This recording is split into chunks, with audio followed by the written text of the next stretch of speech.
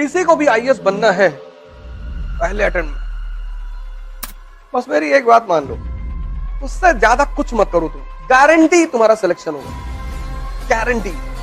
और सिलेक्शन अगर नहीं होगा ना, तुमको 2 साल का खर्चा देंगे 30,000 रुपए महीने के हिसाब से। इस एग्जामिनेशन में इतना पढ़ना थोड़ी है, इस एग्जामिनेशन में तुम बहुत पढ़ नहीं पाओगे, इतना जान लेना।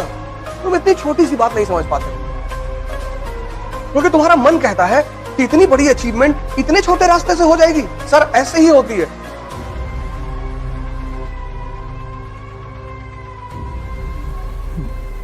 जय हिंद फ्रेंड्स। अच्छा रहा करो, क्योंकि हर आदमी ओमनीसिएंट नहीं है। मैं भी तुम लोगों से बहुत कुछ सीखता हूं। इस दुनिया में कोई ओमनीसिएंट नहीं है। तुम्हारे पास भी दिमाग है, तुम पढ़ते हो, तुम किसी पर्सपेक्टिव से सोचते हो सकता है मैंने उस पर्सपेक्टिव से ना सोचा। तो जब तुम मुझसे सवाल करते हो तो मैं भी तुमसे कभी कभी सीखता हूं। ना आने का मतलब कुछ बुरा थोड़ी होता है। हर आदमी को सब कुछ थोड़ी आता है। इस फील्ड की जो विधा है, इस फील्ड में जीता कैसे जाता है वो मुझे पता है। हो सकता है मुझे हिस्ट्री कुछ भी ना पता हो, लेकिन इस फील्ड में जीता कैसे जाता है, कैसे आईएएस में सिलेक्शन होता है, क्या करना पड़ता है, वो चीजें मुझे पता है बस। तो इसलिए मैं हमेशा तुम लोगों से क्लास में कहता हूं कि क्वेश्चन पूछते रहा करो। कुछ भी क्वेश्चन पूछो, कोई बात नहीं आएगा मैं तुमको सॉरी बोलूंगा, मैं पता करके आके फिर तुमको बताऊंगा, वो कोई मुद्दा नहीं। इस एग्जामिनेशन में इतना पढ़ना थोड़ी है। यहां जितने लोग तुम लोग आते हो, बस मेरी एक बात मान लो, क्लास वर्क और होमवर्क और सिलेक्शन अगर नहीं होगा ना, तुमको 2 साल का खर्चा देंगे 30,000 रुपए महीने के हिसाब से।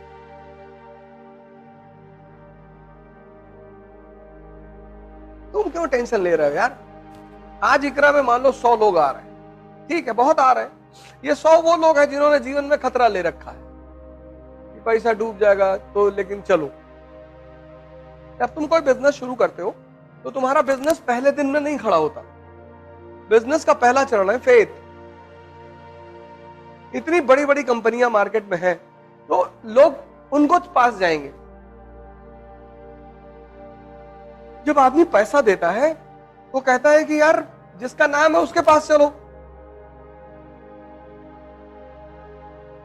नहीं। लेकिन जब तुम यहां आ ही गए हो, पैसा खर्चा ही कर दिए हो, तो मेरी एक बात मान लो, क्लास वर्क और होमवर्क, उससे ज्यादा कुछ मत करो तुम। और न्यूज़पेपर, गारंटी तुम्हारा सिलेक्शन होगा, गारंटी।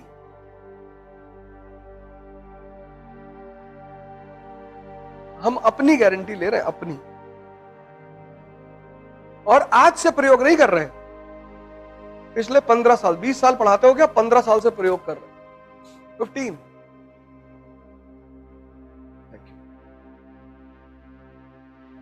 चाय है?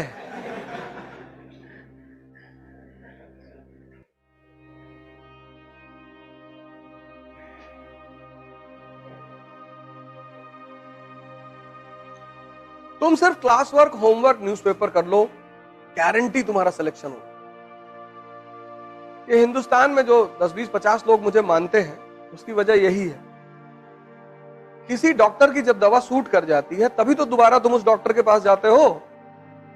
इस एग्जामिनेशन में तुम बहुत पढ़ नहीं पाओगे, इतना जान लेना। हाँ, जब तुम्हारी जो क्लास में इकोनॉमी पढ़ाई गई है वो कंसोलिडेट हो गई, हजम हो गई, उसके बाद जब तुम दत्ता सुंदरम उठाओ, अब तुम सोच के देखो, तुम्हारा नेशनल इनकम चैप्टर क्लियर है, सब पता है तुम। अब तुमने दत्ता सुंदरम की किताब उठाई पढ़ने के लिए, कितना देर लगेगा? 10 मिनट, क्योंकि सब तो समझ में पहले से है। नहीं समझे? समझ गए ना? जैसे मैंने तुम्हें पढ़ाया इंडस्ट्रियल रेवोल्यूशन, तुमने कंसोलिडेट कर लिया, हजम कर लिया, फिर किताब उठाया, कितना देर लगेगा? 10 मिनट। तुम इतनी छोटी सी बात नहीं समझ पाते हो, क्योंकि तुम्हारा मन कहता है कि इतनी बड़ी अचीवमेंट इतने छोटे रास्ते से हो जाएगी। सर ऐसे ही होती है।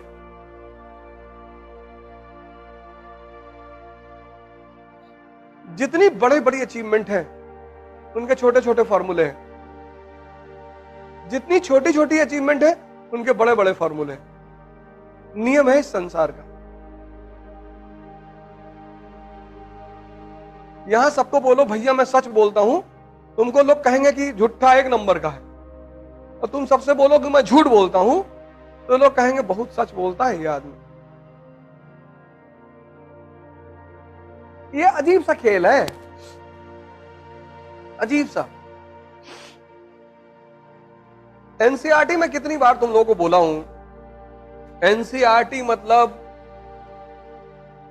सोचने का तरीका, एनसीईआरटी मतलब आधारभूत ज्ञान। जितने लोग एनसीईआरटी तैयार कर लेते हैं आईएएस की कोचिंग करने से पहले, उनके फर्स्ट अटेम्प्ट में सेलेक्ट होने की संभावना 90% बढ़ जाती है। क्योंकि जब तुम्हें पता है कि लोकसभा क्या है, राज्यसभा क्या है, तुम इमेजिन करो तुम पॉलिटी की क्लास में जाके बैठे और तुमको पता ही नहीं लोकसभा क्या है, तो टीचर जो समझाएगा तुमसे कनेक्ट हो पाएगा? नहीं होगा। लेकिन अगर तुम्हें पता है तो तुम कंसंट्रेट करोगे।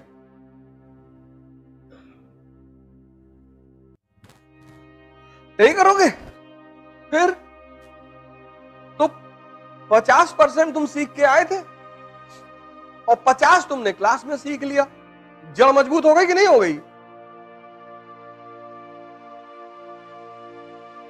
किसी को भी आईएएस बनना है पहले अटेम्प्ट में, वो अपनी एनसीईआरटी पर कमांड बना ले। अब जैसे पहला चैप्टर है विपिन चंद्रा का, क्लास 12th वाली एनसीईआरटी है ना विपिन चंद्रा, उसका पहला चैप्टर है 18वीं शताब्दी का भारत, है ना। अब वो चैप्टर जब तुमने खत्म किया तो पहली चीज क्या क्लियर होनी चाहिए कि मुगल साम्राज्य का पतन क्यों हुआ। यही तो पहली हेडिंग है। दूसरी चीज क्या क्लियर होनी चाहिए? क्षेत्रीय राजवंश, राजपूताना, अवध। पढ़ी हो कभी एनसीईआरटी? बताओ अवध के बारे में।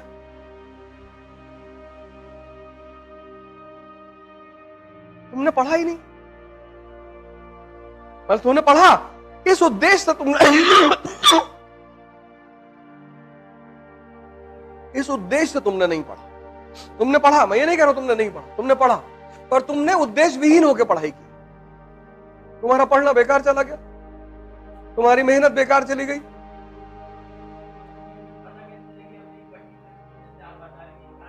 अरे भैया चैप्टर, जैसे जब तुम मनोहर कहानियां पढ़ते हो, सत्य कथा पढ़ते हो, तो उसमें क्या लिखा होता है? उसकी टाइटल होती है, उसी टाइटल से प्रभावित होकर तो पढ़ते हो। नहीं, बंबई की हसीना ने हंगामा मचाया। अब तुम उसमें क्या खोजोगे कि इस हसीना ने हंगामा कैसे मचाया? दो ही चीज तो खोजोगे। किसी भी किताब की जो टाइटल होती है, किसी भी चैप्टर का टाइटल होता है, वो यही तो तुमको बताता है। जब कार्ड शादी का छपवाते हो तो उस पर लिखवाते नहीं हो शुभ विवाह, नहीं तो हर आदमी पूछे ना कि भैया काहे दे रहे हो कार्ड। तो जब कार्ड देते हो तो उस पर लिखा होता शुभ विवाह। कहता अच्छा किसका है? कहता मेरे पापा का। अच्छा अच्छा, अबे दे दिए कार्ड, पढ़ लो किसका है। अब सब इंक्वायरी करोगे। तो कोई भी चैप्टर की जो टाइटल होती है, वो टाइटल ये बताती है कि इस चैप्टर में ये चीज, अब 18वीं शताब्दी का भारत, तो किस किस स्तर पर? राजनीति के स्तर पर, अर्थव्यवस्था के स्तर पे, समाज के स्तर पे। तो पता कर लो। नहीं, बंबई की हसीना ने मचाया हंगामा। तो एक चीज उसमें क्या है? हसीना। दूसरा क्या है? हंगामा। तो अब तुम कहानी पढ़ोगे कि कैसे मचाया भाई, तो वही तो चीज ढूंढोगे, हैं? हंगामे वाले पॉइंट ही तो ढूंढोगे।